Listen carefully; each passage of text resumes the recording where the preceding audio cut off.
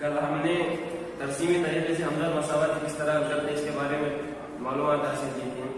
مجھے امید ہے کہ آپ کو سمجھ میں آ گیا ہوگا کہ ترسیمی طریقے سے حمزہ مساوات کس طرح کرتے ہیں آپ کو سمجھ گئے ہوتے ہیں. اور یہ بھی امید ہے کہ آپ کو جو میں آخر کے ویڈیو کے آخر میں کہا تھا کہ آگے کے سوالات آپ کے، کیونکہ میں نے 2 کوشچن آپ کو سالو کرائے تھے اور کہا تھا کہ آگے آپ حل کیجیے. امید ہے کہ آپ نے حل کیا ہوگا. تو ہم آگے بڑھتے ہیں. آج کا جو ٹاپک ہے مربع خالی، کیونکہ 1.2 میں حمزہ مساوات ترسیمی طریقے سے کس طرح حل کرتے ہیں ہمیں بتایا گیا، اس کے بارے میں کوشچن ہوتے ہیں. اب 1.3 میں ایکسرسائز میں کوشچن نمبر 1.3 میں مربع خالی کے بارے میں بتایا گیا. اس لیے ہم پہلے جان لیں گے مربع خالی کیا ہے، مربع خالی کسے کہتے ہیں، اس کے بارے میں معلومات حاصل کریں گے. مربع خالی میں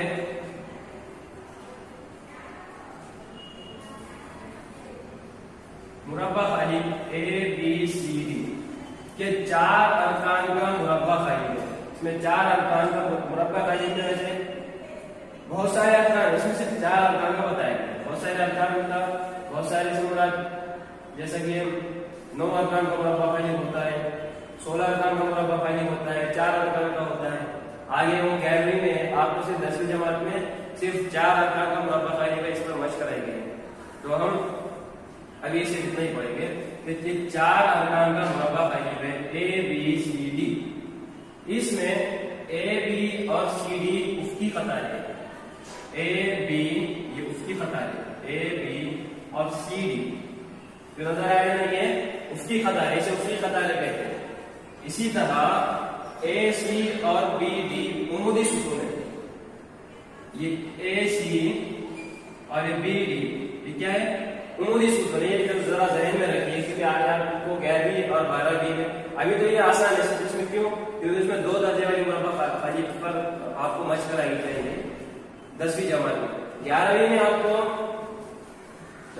3 درجے والی، اس میں 2 درجے کسی 2 درجے والی کہتے ہیں، 3 درجے والی 4 درجے والی مربع خالی پر جو ہے تو مشق کرے گی. اسے یہ ذہن میں رکھیے. اس میں اسے ہم کیا کہتے ہیں، اوپر والے آڑے جو ہے اسے افقی قطار کہتے ہیں اور اسے عمودی ستون کہتے ہیں. سمجھ میں آ گیا؟ چلیے آگے بڑھتے ہیں. اس مربع خالی کا درجہ 2 ہے. کیوں؟ کیونکہ ہر افقی قطار میں اور ہر عمودی ستون میں آپ کو 2 ارکان دیکھنے کو ملے. ارکان یہ ارکان ہے ABCD، یہ ارکان ہے، یہ رکن ہے. تو اس میں کیونکہ ہر افقی اور عمودی ستون میں 2 ارکان ہے. یہ دیکھ آپ سب کو دکھ رہا ہوں، AB یہاں پر 2 ہے، نیچے CD یہاں پر بھی 2 ہے. اسی طرح یہ افقی قطار میں 2 ہے اور عمودی قطار میں 2 ہے. یہ آسان ہے، زیادہ اس کی ڈیفینیشن میں جانے کی ضرورت نہیں. اسی طرح اس مربع خالی کو ایک عدد کی صورت میں دو ہی کیوں ہے. پہلے اس کا تھوڑا اور معلومات حاصل کریں گے کہ ہر افقی قطار عمودی ستون میں 2 ارکان ہے. 3 ارکان والی 3 درجے والی مربع خالی کیسے دیکھیں، یہاں دیکھ لیجیے. جیسا کہ یہاں ABCD بس 2 ہے، 4 ارکان کا ہے. ABCD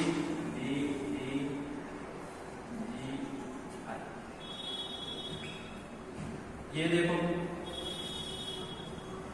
اس میں کیا ہے، 3 افقی قطاریں ہیں اور 3 عمودی ستون ہیں.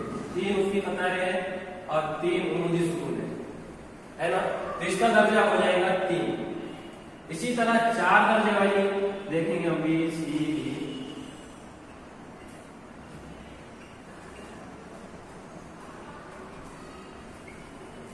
یہاں دیکھ لو، یہاں پر آپ کو ہر افقی قطار میں 4 رکن دیکھنے کو ملیں گے. ہر افقی قطار میں 4 رکن اور ہر عمودی قطار میں بھی 4 دیکھنے کو ملیں گے. یہ دیکھو 4 ہے، تو اس کا درجہ ہو جائے گا 4. اسی طرح یہاں پر دیکھو ABCD، یہاں پر 2 رکن ہیں، ہر افقی قطار میں 2 رکن ہیں، ہے کہ نہیں. اور اس طرح ہر عمودی ستون میں بھی 2 رکن ہیں، اس لیے اس کا درجہ ہو جائے گا 2. یہاں پر یہ بتایا گیا ہے کہ اس مربع خالی کا درجہ 2 ہے. 3 درجے والا مربع خالی آپ کو 11ویں میں، 4 درجے کا بھی آپ کو 10ویں کے آگے ہے. چلیے آگے بڑھتے ہیں.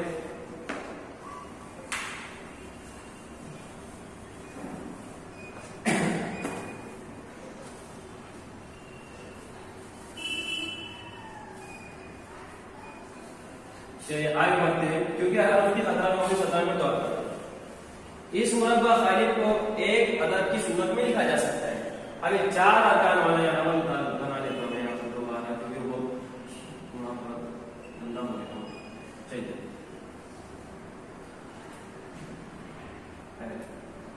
इस मुरब्बा खालिब को एक अदद की सूरत में लिखा जा सकता है। इसको एक अदद की सूरत में, ये चारों अरकान को हम एक अदद में कैसे लिखें, चारों को एक अदद में किस तरह से कन्वर्ट करें, चलिए देखते हम आगे बताएंगे आपको। और वो अदद AD मनफी 20 है। यहाँ पर AD और ये 20 है, बीच में दोनों के बीच में मनफी की अलामत।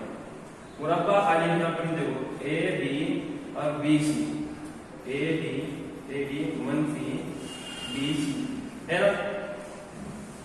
तो इसी तरह मुरब्बा खालिब ABCD की कीमत AD मनफी 20, दोनों के बीच में ज़रब है। हम 7वीं 8वीं 9वीं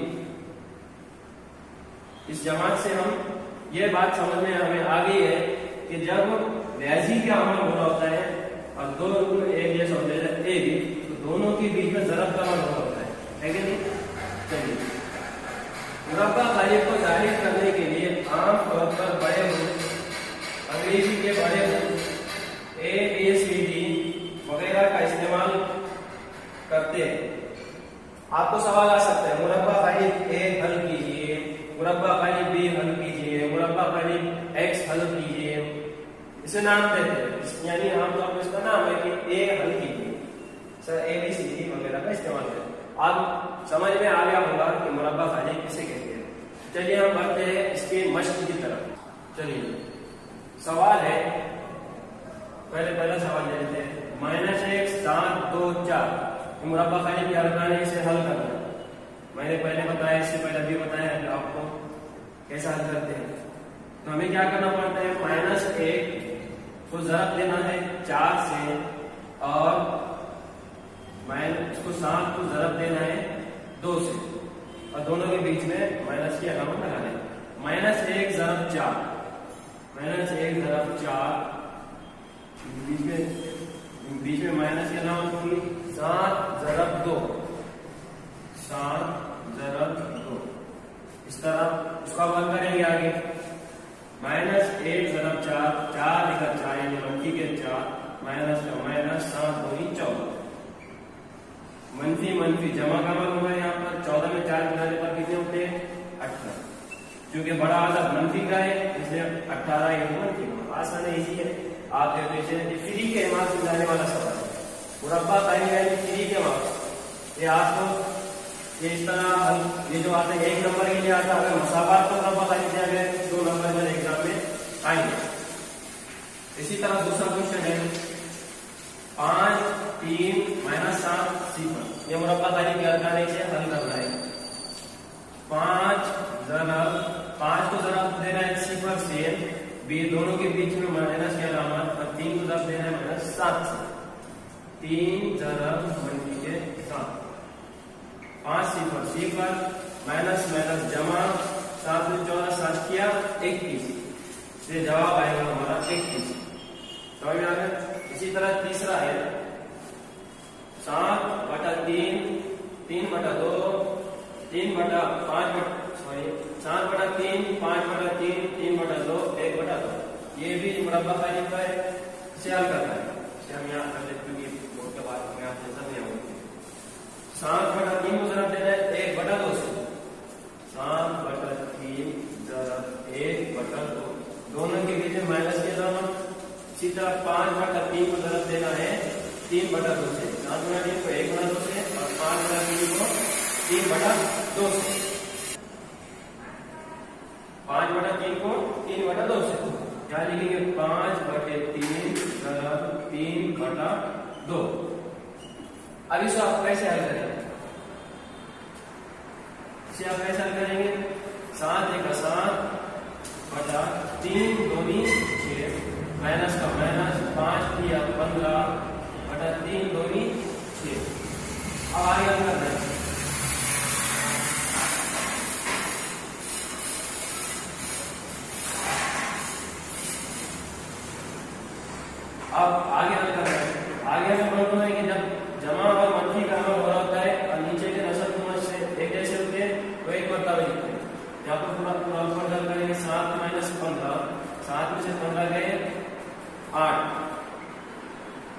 क्योंकि -7 छोटा अदद है और 15 बड़ा अदद है, इसलिए ये 8 मंफी का होगा।